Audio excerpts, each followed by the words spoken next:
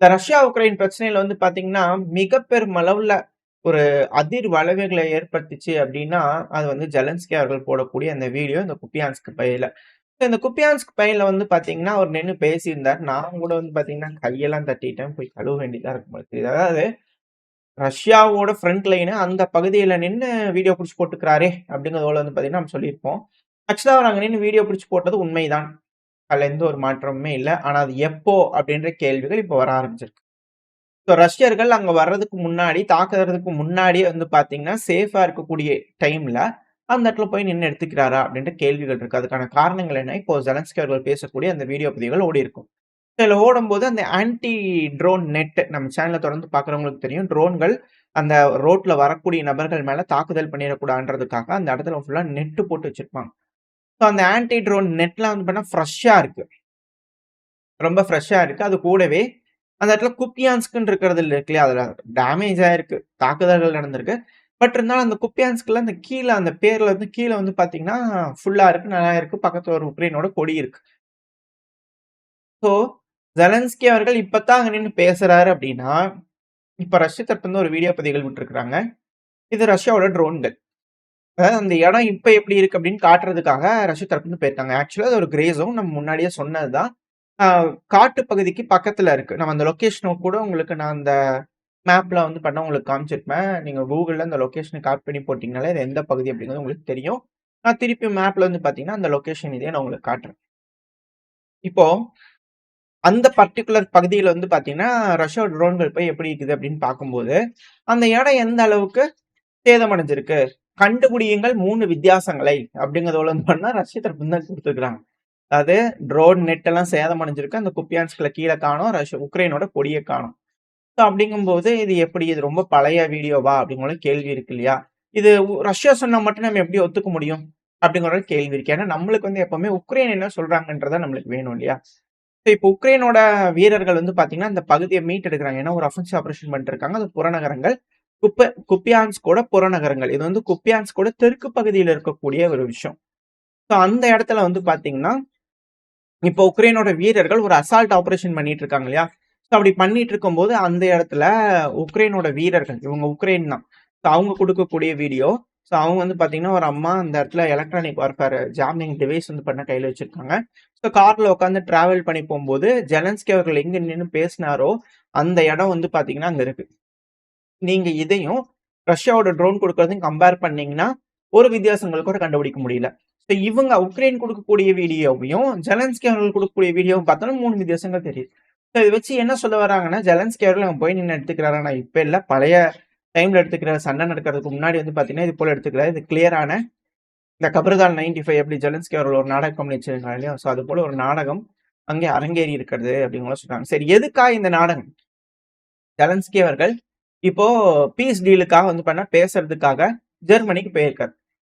Ukraine தரப்பு வந்து இந்த பெர்லின்ல வந்து பார்த்தீங்கன்னா, உட்கார்ந்து பேசிட்டு இருக்காங்க. விட்டாஃப் அவர்கள் இருக்காரு. குஷ்னர் அவர்கள் இருக்காங்க. ஸோ ஜெர்மனி, மேற்கு நாடுகள் எல்லாருமே வந்து பார்த்தீங்கன்னா, உட்கார்ந்து பேசிட்டு இருக்கிறாங்க. ஸோ அப்படி பேசிட்டு இருக்கும்போது ஜெலன்ஸ்கி அவர்கள் பேசினார். குப்பியான்ஸ்க் எங்க கையில இருக்கு. நீங்க என்ன பேசுறீங்க? அப்படிங்கிற சொல்லணும் இல்லையா?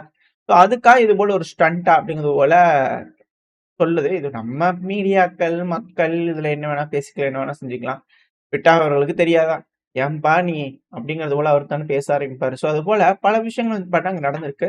சிக்னிஃபிகன்ட்டான ப்ராக்ரஸ் நடந்திருக்கு அப்படிங்கும்போது விட்டாஃப் அவர்கள் தரப்பு வந்து போஸ்ட் வந்திருக்கு. நல்லபடியா நடந்திருக்கு. டிசிஷன்ஸ்லாம் வந்து பார்த்தீங்கன்னா எடுத்திருக்கோம். அது மட்டும் இல்லாம இதுல என்ன ஒரு சின்ன ஒரு இதுன்னா, ஆ நாட்டோட செக்யூரிட்டிக்கு பதிலா வெஸ்டர்ன் செக்யூரிட்டி கேரண்டி.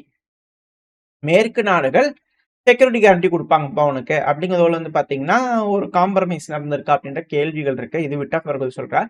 பட் ஆனா சிக்னிஃபிகன்ட்டான ப்ராசஸ் நடந்திருக்கு பேச்சுவார்த்தைகள் அப்படிங்கிற சொல்றாங்க. ஏன் டீட்டெயில்டா சொல்லலாம்ல அப்படிங்கிற ஒரு கேள்வி இருக்கு இல்லையா? நாளைக்கு நடக்க போகுது மீட்டிங். காத்தால திரும்பி வருவாங்க. உட்கார்ந்து பேசிக்கலாம் அப்படிங்கிற சொல்றாங்க. அடுத்த ரவுண்ட் மீட்டிங் வந்து பார்த்தா நாளைக்கு காத்தால நடக்குது. ஸோ எந்த அளவுக்கு விட்டாஃப் அவர்கள் ரஷ்யாவ மண்ட கழுவுற மாரி, உக்ரைனையும், மேற்கு நாடுகளையும் மண்டைய கழுவிருவாரா? நன்னானா இவர்தான். இருக்கறதுலயே மிக முக்கியமான ஒரு நபர் அமைதி கொண்டு வந்ததுக்கு அப்படிங்கிறதுல மாற்று கருத்து இல்ல. இதுல என்ன ஒரு விஷயம்னா, இந்த மீட்டிங் நடந்துட்டு இருக்க, "அட போங்கப்பா" அப்படிங்கிறது போல கட்லக்கு மிச்சர் தீந்துருச்சா? இல்ல என்ன ஏதுன்னு தெரியல. கோவப்பட்டு ஜெர்மனியோட மெர்ச் அவர்கள் இருக்கார்ல, சான்சலர் அதாவது பாதியில எந்திச்சு வெளிய போயிட்டாரு அப்படிங்கிறது போல, ஜெர்மனியோட மீடியாக்கள் வந்து பார்த்தீங்கன்னா, செய்திகள் வெளியிட்டிருக்காங்க. ஸோ பேச்சுவார்த்தைகள்ல வந்து பார்த்தீங்கன்னா, சுமூகமா வந்து ஜெர்மனிக்கு, பிரான்ஸுக்கு, மேற்கு நாடுகள், உக்ரைனுக்குலாம் எதுவுமே இல்ல தான் போல தெரியுது. ஆனா அமைதி பேச்சுவார்த்தை வந்துருமா? இதுல 20 பாயிண்டா? 28 பாயிண்டா? அப்படிங்கிற கேள்விகள் பலது இருக்கு. வெயிட் பண்ணி தான் பார்க்கணும். ஏன் இந்த அளவுக்கு ஜெர்மனியோட மெர்ச் அவர்களுக்கெல்லாம் கோவம் வருது அப்படின்னா, உக்ரைனோட பிளான் ஏதாவது ஒத்துக்கிறாங்க அப்படின்னா, அந்த மெர்ச் அவர்கள் இருந்திருக்கணும் இல்லையா? ஏன் இது போல வந்து மெர்ச் அவர்கள் கோவப்பட்டுருக்கலாம்னா, ஒரு நாளைக்கு முன்னாடி தான் பேசினார். இந்த மீட்டிங் நடக்கிறதுக்கு முன்னாடி. அதாவது அமெரிக்காவோட அந்த ஒரு டாமினன்ஸ் இருக்கு இல்லையா? அது யூரோப்ல முடிவுக்கு வருது. இந்த அமெரிக்கானோ, டாக்ஸ் அமெரிக்கானோ அப்படிங்கிறதோட சொல்லுவாங்க. டிகேடா வந்து பார்த்தீங்கன்னா சொல்லிட்டு இருந்தோம். அந்த நாஸ்டாலஜிக் மெமரிலாம் இதுக்கப்புறம் உதவி வராது. இப்ப பார்த்தீங்களா ஃபேக்ட் என்னன்ட்டு? அமெரிக்கன்ஸ் அவங்களோட இன்ட்ரெஸ்ட்ட பாதுகாக்கிறதுக்காக எவ்வளவு அக்ரஸிவா அப்ரோச் பண்றாங்கன்ட்டு. அப்ப நம்ம என்ன சும்மாவா? நம்மளோட அ இன்ட்ரெஸ்ட் என்னவோ அத நம்மளும் அதுக்கேத்த மாரி பண்ணணும்ல. அப்படிங்கிறது வந்து பார்த்தீங்கன்னா, ஜெர்மனி தரப்புல. ஸோ இதுக்கப்புறம் பிராக்ஸ் அமெரிக்கானா, அதாவது அமெரிக்கனோட பப்பட்ன்னு வச்சுக்கோங்களேன். அதுபோல சில அனலிஸ்ட் தரப்பு கருத்துக்கள் இருக்கு. இதோட இது அப்படின்னு நீங்க பார்த்தீங்கன்னா, அமெரிக்காவோட இன்ஃப்ளூயன்ஸ் யூரோப்ல அப்படிங்கிறது போல வச்சுக்கோங்களேன். இப்போ புரிஞ்சுக்கிறதுக்காக சொல்லுவேன். இது என்னன்னா, இந்த டேர்ம் இருக்கு இல்லையா? இந்த பாக்ஸ் அமெரிக்கானா. ஸோ அந்த டேர்ம் வந்து பார்த்தீங்கன்னா, இதுக்கப்புறம் அப்ளை ஆகாது.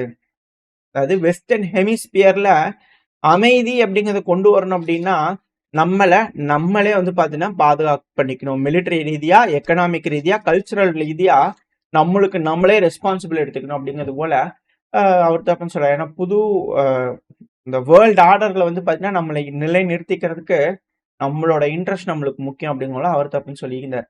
இதெல்லாம் வச்சு பார்க்கும்போது ஜெர்மனிக்கு பயங்கரமான இழப்புகள். ஏன்னா ஜெர்மனி ரஷ்யா கிட்ட பேசாம ஒரு பைப்லைன போட்டு இன்டர்நேஷனல் இதுல யாருக்கு எந்த வரியும் குடுக்காம ஜாலியா வந்து பார்த்தீங்கன்னா, ரஷ்யா கிட்ட இருந்து கேஸ சீப்பா வாங்கிட்டு இருந்தாங்க. அவங்க மட்டும் வாங்கிக்கிறது இல்லாம, அவங்க நெறைய பேத்துக்கு வந்து வித்து வித்து காசு வாங்கி பையில போட்டிருந்தாங்க. அவங்க நாட்டு வழியா போறதுனால. ஈஸியா இருந்துட்டு இருந்து, இப்ப இவங்க பேச்செல்லாம் கேட்டுக்கிட்டு அதையும் முடிச்சு விட்டாச்சு. ரஷ்யாவுடைய இந்த அளவுக்கு சேதமாயி போச்சு. ஏகப்பட்ட விஷயங்கள் ஆயிப்போச்சே. இப்ப என்ன பண்றது? அப்படிங்கிறது போல அவங்க தரப்புல கோவமா என்னமோ தெரியல. இப்ப பாப்போம் என்ன நடக்க போகுதுன்னு. ஆனா இதே வந்து யூரி யுஷங்கா அவர்கள்கிட்ட வந்து பார்த்தீங்கன்னா, ரஷ்யாவோட மீடியாக்கள் கேள்வி கேட்டிருக்காங்க. ரஷ்யாவோட அந்த அமைதி பேச்சுவார்த்தை அவங்க சார்பா இருப்பாங்க. அதுல இவரும் மிக முக்கியமான ஒரு நபர். அந்த பீஸ் டீல்ல வந்து பார்த்தீங்கன்னா, ஏங்க நீங்க என்ன ப்ரொபோசல் வந்து யூரோப்பியன் யூனியன், உக்ரைன்லாம் குடுத்தாங்களா? அப்படின்னு கூட கேட்குது. அவங்கலாம் எங்ககிட்ட எதுவும் தரலைங்க. இந்த பீஸ்ஃபுல் செட்டில்மென்ட் வந்து பார்த்தீங்கன்னா, எங்களுக்கு டவுட் தான். அவங்க குடுக்கக்கூடிய ஐடியாலாம் கன்ஸ்ட்ரக்டிவா இருக்குமா? அப்படிங்கிறது எங்களுக்கு ஒரு டவுட் தான். அது மட்டும் இல்லாம, இந்த பீஸ் பிளான் இருக்குது இல்லையா? அத வந்து பார்த்தீங்கன்னா, நாங்க ரொம்ப ஸ்ட்ராங்கா இருக்கோம். எங்கள வந்து நாங்க அதுல ரொம்ப ஸ்ட்ராங்கா உறுதித்தன்மையா இருப்போம். அதுல எந்த ஒரு மாற்றமும் இருக்காது. அப்படிங்கலாம் அவர் தரப்புலருந்து ஆல்ரெடி வந்துச்சு. 2வது இந்த நேட்டோல சேர்றது, இந்த செக்யூரிட்டி அக்ரீமெண்ட் இதெல்லாம் வந்து மில்லியன் டைம்ஸ் வந்து பார்த்தீங்கன்னா, நாங்க அத ஒத்துக்கவே மாட்டோம் அப்படிங்கிறது போல ரஷ்ய தரப்புல ரொம்ப தீர்க்கமா இருக்காங்க. அது மட்டும் இல்லாம, எங்களோட சைடு ரொம்ப கிளியரா இருக்கும். எங்களோட பொசிஷன் என்ன அப்படிங்கிறது கிளியரா இருக்கு. பீஸ் பிளான் என்னங்கிறது அமெரிக்காவும் பேசிக்கிறாங்க. அவங்களுக்கு தெளிவா புரிஞ்சிருச்சு. கிளியரா அவங்களுக்கு புரிஞ்சிருச்சு.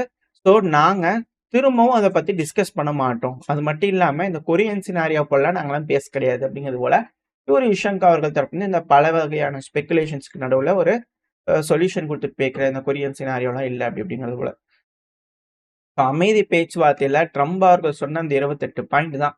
அதுல எந்த மாற்றம் இருந்தாலும் ரஷ்யா ஒத்துக்காது அப்படிங்கிறது இதுல இருக்கக்கூடிய விஷயம். இந்த உக்ரைன் ரஷ்யா பிரச்சனை, இந்த மீட்டிங் விட்டாஃப் அவர்களோட மீட்டிங் நாளைக்கு திரும்பவும் நடக்குது இல்லையா? ஸோ அந்த மீட்டிங்கோட முடிவு என்ன? அமைதி ஒப்பந்தத்துல ஜெலன்ஸ்கி அவர்கள் கையெழுத்து போட்டுருவாரா? இல்ல தொடர்ந்து நடக்க போதா? என்ன நடக்க போனது வெயிட் பண்ணி பார்த்தரலாம். ஓரளவுக்கான தகவல்கள் இந்த பதிவுல பார்த்திருப்போம்னு நெனைக்கிறேன். இதோட இந்த பதிவு நான் முடிச்சுக்கலாம். இந்த பதிவு எப்படி இருந்துச்சு உங்களுக்கு பிடிச்சிருக்கா? பிடிச்சுனா லைக் பண்ணிட்டு, உங்க ஃப்ரெண்ட்ஸ் நம்மகிட்ட ஷேர் பண்ணிக்கோங்க. அது கூடயே மறக்காம நம்ம சேனல் இன்னும் சப்ஸ்கிரைப் பண்ணலாம். மறக்காம சப்ஸ்கிரைப் பண்ணிக்கோங்க. அப்பதான் YouTube மதிச்சு 4 பேத்துக்கு நம்ம சேனல ப்ரமோட் பண்ணும். உங்களோட அன்பு ஆதரவு எனக்கு எப்ப இருக்கும்னு நம்பிக்கையில இந்த பதிவை நான் முடிச்சுக்கலாம். இந்த பதிவு நல்லா இருக்கும்னு நம்பிக்கையில அடுத்த பதிவு சந்திக்கிறேன். வரைக்கும் ஸ்டே சேஃப். பை.